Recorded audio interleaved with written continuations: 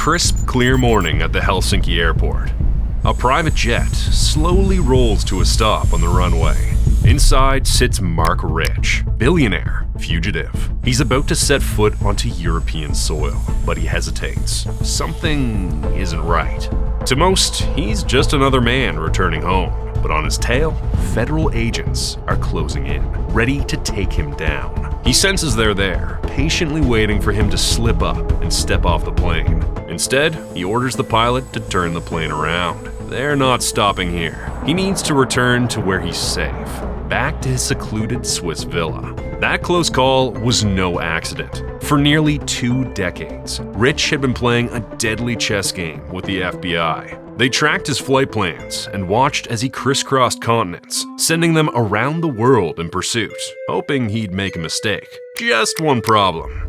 He never did, not once. Here, high up in the Swiss mountains, a world of unimaginable wealth and power. He's just another wealthy expat. His neighbors don't ask questions. He lives a life of luxurious anonymity. But in the US, he's notorious, a legend, a fugitive traitor with 65 criminal counts. He's accused of being everything from a tax cheat to a traitor. To the authorities, he was the most wanted man in America. To him, it was just another deal. But what no one knew was that his greatest escape was still ahead.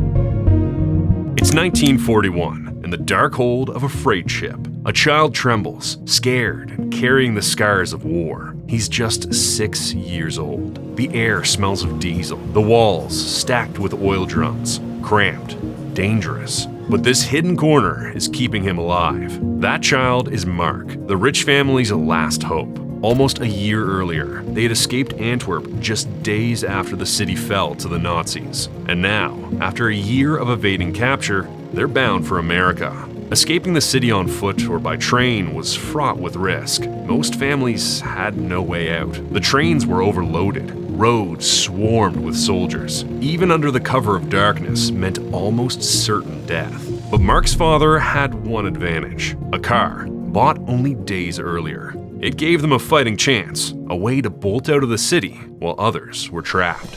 Marc was still a child, but the burning lesson was clear. The world is dangerous, and acting fast isn't always enough to survive. It was about taking risks, and knowing fortune had to be on your side. More than 10 years later, in Manhattan, a young Marc sits in a classroom. Lectures drone on. Textbooks bore him. After one semester at NYU, he walks out for good. Theory couldn't compete with the chaos of the real world. He walks into the Philip Brothers brokerage in 1954. Even as a junior in the mailroom, he stands out. While others shuffle papers in ruffled shirts, Rich wears a tailored suit, already dressing like the man he wants to become. And he sees more than paper. When ordinary traders talk about small margins, Marc dreams of an empire. It's here he meets Ludwig Jesselson, a German-Jewish refugee who had turned scrap metal into a global commodity business. Jesselson becomes his mentor, showing him how to see the cracks in the system others don't see. A refinery shuts down, others see losses. Marc sees a way in. A war starts, others pull back. Marc makes deals with both sides. When he's forced out of Philip Brothers in the mid-70s, he doesn't hesitate. He takes the playbook with him. Along for the ride was his friend and fellow disruptor, Pincus Pinky Green, a scrappy, erratic partner, Rich's perfect foil. The odd couple set up shop in Switzerland, a haven of secrecy, light on bureaucracy, built for speed. And soon, Marc Rich rewrote the rules. Oil was no longer tied up in rigid, long-term contracts. Futures were old-fashioned. His vision was instant spot value, deals on demand. But spot trading was risky. The veterans said it was too volatile. Recklessness dressed as innovation. It wasn't new, just a shortcut for the desperate. It wasn't innovation, just gambling. But Rich was about to prove them wrong. And this time, he wasn't just playing the game, he was dealing the cards. From his base in Switzerland, Marc Rich & Co. was untouchable. Beyond the reaches of regulators and US laws, Rich could cut deals others only whispered about. And then came 1973, the chance he had been waiting for. On October 6th, the Jewish holy day of Yom Kippur, an alliance of Arab states launched a surprise attack on Israel. The Yom Kippur War had begun, and it spiraled into a proxy conflict between superpowers. The US backed Israel with everything it had. The Soviets armed the Arab states. Cold War rivalry was suddenly raging in the Middle East. The Arab states retaliated with their most powerful weapon: oil. They imposed a sweeping embargo on the West, punishing America and its allies. Overnight, oil prices quadrupled. Economies reeled. Lines formed at gas stations. There was panic and chaos in the West. But while others suffered, Marc Rich saw his moment. While Western firms were bound by embargoes, Rich was free. His Swiss base gave him the freedom to deal directly with producers. Quietly, behind closed doors, he moved fast, buying oil others couldn't touch and selling it at a premium. By the time the embargo ended a year later, Marc Rich had made hundreds of millions. And more importantly, he had built a secret network of contacts that would define his power for decades to come. The money poured in. Oil was only the beginning. Gold, grain, natural gas. If it could be moved across borders, he would move it. His fleet of tankers and freighters slipped across oceans, often in the dead of night. Deals brokered with dictators, cargo routed through disputed waters, supplies delivered to nations cut off by sanctions. The risk, enormous. The reward, astronomical. Where others pulled back, Rich leaned in. His motto was simple: I deliver. That's what my clients want. One of his most valuable trading partners was the powerful Shah of Iran. They'd made a secret deal, giving Rich access to the country's vast crude supplies. For every barrel Iran pumped, Rich was there to sell it. But everything changed in 1979. The Islamic Revolution erupted. The Shah was overthrown. In his place rose Ayatollah Khomeini. A ruthless figure and religious firebrand, no one knew what an Iran under his leadership would look like. For Iran, the rest of the world, or Marc Rich. Almost overnight, Iran went from America's ally to America's enemy. And then came the hostage crisis. Militants stormed the US Embassy in Tehran and took 66 Americans captive. The standoff lasted nearly 2 years. Rage in Washington boiled over. Sanctions slammed down on Iran. US companies were banned from doing business with the new regime. But Marc Rich wasn't bound by politics. He kept trading with Iran, quietly moving shipments of crude under the noses of US authorities. Every barrel became riskier than the last. Every sale could spark outrage, or worse. This was no longer just business. It was the highest stakes game of his life. A game no one else dared play. But Rich always dared.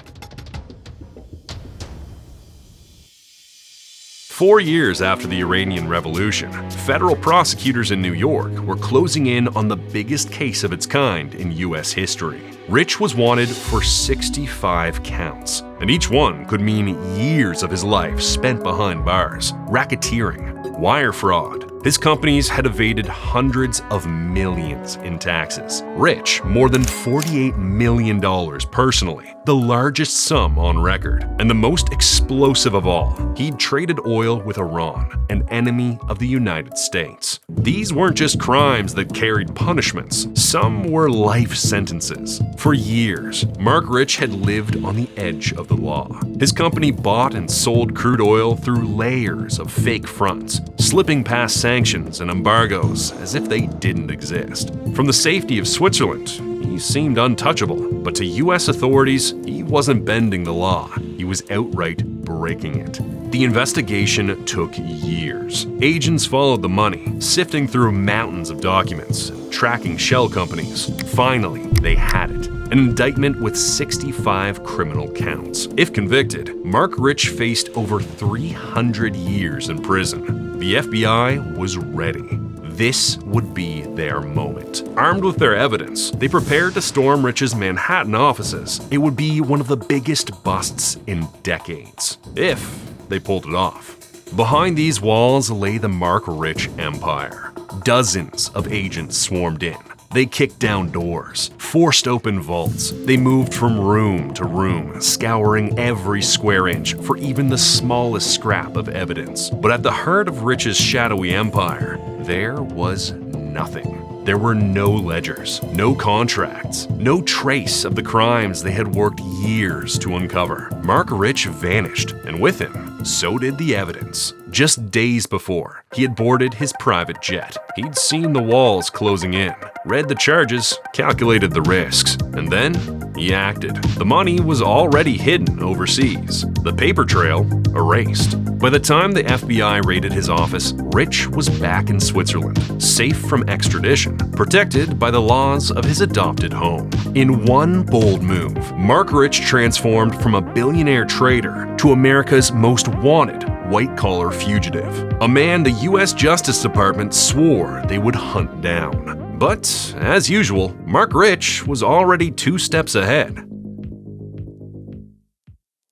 If life in exile weighed on Rich's mind, he never showed it, not once. He lived a life of secluded luxury, high in the Swiss Alps, protected by guards and surveillance cameras. He could spend his time throwing lavish parties, striking lucrative new deals, and raising his 3 young daughters with his wife, Denise. Everywhere he went, there were escape routes mapped out. Helicopters and boats were always on standby. He moved across borders almost freely. Multiple passports meant customs officers barely slowed him down. But he was never careless. The FBI tracked him relentlessly. No matter where he went, they were always watching, waiting. And still, Rich kept doing business with anyone who would pay, even America's most hated rival, the Soviet Union. Rich even dared to break the US blockade against communist Cuba, selling directly to Fidel Castro. Each deal enraged Washington. Each shipment mocked US law. Yet the FBI remained powerless to stop him.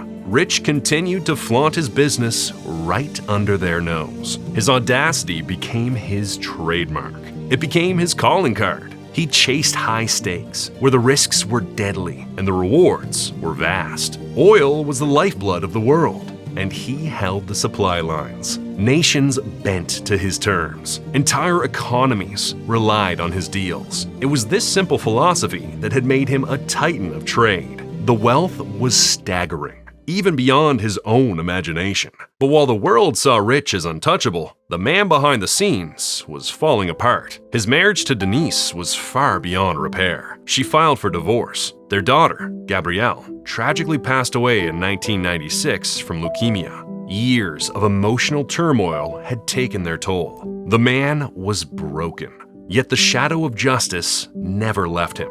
The FBI's pursuit never stopped. The noose tightened with every year. One mistake, one wrong move, and it would all come crashing down. And then came the twist no one saw coming. A lifeline from the one place he least expected, the Oval Office.